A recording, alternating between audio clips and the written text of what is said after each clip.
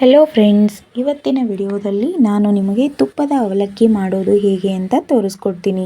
ಇದು Hubballi Dharwad special dish ಅಂತಲೇ ಹೇಳ್ಬೋದು. ಸಾಯಂಕಾಲ ಏನಾದರೂ ತಿನ್ನಬೇಕು ಅಂತ ಅನಿಸಿದ್ರೆ, ಸಣ್ಣ ಹಸಿವಿದ್ರೆ ಇದನ್ನು ಮಾಡಿ ನೋಡಿ. ತುಂಬ ಟೇಸ್ಟಿಯಾಗಿರುತ್ತೆ, ತುಂಬ ಇಷ್ಟಪಡ್ತೀರಾ. ಬನ್ನಿ ಹಾಗಿದ್ರೆ ಇದನ್ನು ಮಾಡೋದನ್ನು ನೋಡೋಣ. ಇದನ್ನು ಮಾಡಲಿಕ್ಕೆ ನಾನಿಲ್ಲಿ ಕಡಾಯಿಗೆ 2 ಸ್ಪೂನ್ ಆಗುವಷ್ಟು ತುಪ್ಪ, 2 ಸ್ಪೂನ್ ಆಗುವಷ್ಟು ಶೇಂಗಾ ಕಾಳನ್ನು ಹಾಕಿಬಿಟ್ಟು ಒಂದು ಸ್ವಲ್ಪ ಫ್ರೈ ಮಾಡ್ತೀನಿ. ಈಗ ಇದಕ್ಕೆ ಒಂದು ಸ್ವಲ್ಪ ಕಾಜುನ ಹಾಕಿಬಿಟ್ಟು ಅದನ್ನು ಕೂಡ ಒಂದು ಸ್ವಲ್ಪ ಫ್ರೈ ಮಾಡ್ತೀನಿ. ಈ ರೀತಿ ಗೋಲ್ಡನ್ ಬ್ರೌನ್ ಆದಮೇಲೆ ಇದನ್ನು ತೆಗೆದುಬಿಟ್ಟು ಈಗ ಇದೇ ಕಡಾಯಿಗೆ 1 ಸ್ಪೂನ್ ಆಗೋಷ್ಟು ತುಪ್ಪನ ಹಾಕಿ ಇದಕ್ಕೆ ಒಂದು ಸ್ವಲ್ಪ ಸಾಸಿವೆ, ಜೀರಿಗೆ, ಕಟ್ ಮಾಡಿರುವಂಥ ಈರುಳ್ಳಿ, ಹಾಗೆ ಕಟ್ ಮಾಡಿರುವಂಥ ಹಸಿಮೆಣಸಿನ್ಕಾಯಿ, 4ರಿಂದ 5 ಎಲೆ ಕರಿಬೇವನ್ನು ಹಾಕಿಬಿಟ್ಟು ಒಂದು ಸ್ವಲ್ಪ ಹೊತ್ತು ಫ್ರೈ ಮಾಡೋಣ. ಈಗ ಫ್ಲೇಮನ್ನು ಆಫ್ ಮಾಡಿಬಿಟ್ಟು ಇದಕ್ಕೆ ರುಚಿಗೆ ತಕ್ಕಷ್ಟು ಉಪ್ಪು, ಹಾಗೆ 1ರಿಂದ 1.5 ಸ್ಪೂನ್ ಆಗೋಷ್ಟು ಸಕ್ಕರೆ ಪೌಡರನ್ನ ಹಾಕೋಣ. ಹಾಕಿಬಿಟ್ಟು ಚೆನ್ನಾಗಿ ಮಿಕ್ಸ್ ಮಾಡೋಣ. ನಾನಿಲ್ಲಿ ಪೇಪರ್ ಅವಲಕ್ಕಿನ ತೊಗೊಂಡಿದ್ದೀನಿ. ಈ ಪೇಪರ್ ಅವಲಕ್ಕಿನ ನಾನೀಗ ಕಡಾಯಿಗೆ ಹಾಕ್ತಾಯಿದ್ದೀನಿ.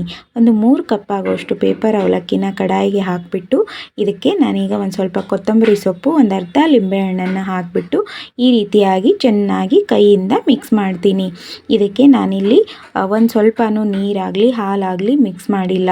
ಹಾಗೆ ಇದನ್ನು ಕೈಯಿಂದ ಈ ರೀತಿಯಾಗಿ ಚೆನ್ನಾಗಿ ಮಿಕ್ಸ್ ಮಾಡಬೇಕು.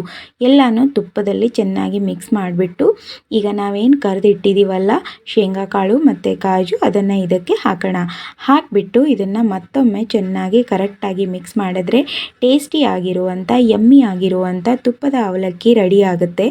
ನೋಡ್ಬೋದು ನೀವು ಎಷ್ಟು ಚೆನ್ನಾಗಿ ಕಾಣಿಸ್ತಾ ಇದೆ. ಹೊರಗಡೆಯಿಂದ ಬಂದ ಮೇಲೆ ಏನಾದರೂ ತಿನ್ನಬೇಕು ಅಂತ ಅನಿಸಿದ್ರೆ ಫಟ್ ಅಂತ ಇದನ್ನು ಮಾಡ್ಕೊಳ್ಳಿ. ವಿತಿನ್ 10 ಮಿನಿಟ್ಸಲ್ಲಿ ಆಗುತ್ತೆ.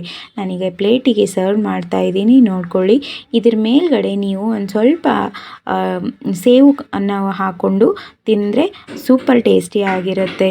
ತುಂಬ ಅಂದರೆ ತುಂಬ ಇಷ್ಟಪಟ್ಟು ತಿಂತೀರಾ. ನೀವು ಕೂಡ ಒಂದ್ಸಲಿನಾದರೂ ಮನೆಯಲ್ಲಿ ಟ್ರೈ ಮಾಡಿ. ನಾನು ಕೂಡ ಇದು ಫಸ್ಟ್ ಟೈಮ್ ಟ್ರೈ ಮಾಡಿದ್ದೀನಿ. ತುಂಬ ಯಮ್ಮಿಯಾಗಿ ತುಂಬ ಟೇಸ್ಟಿಯಾಗಿತ್ತು.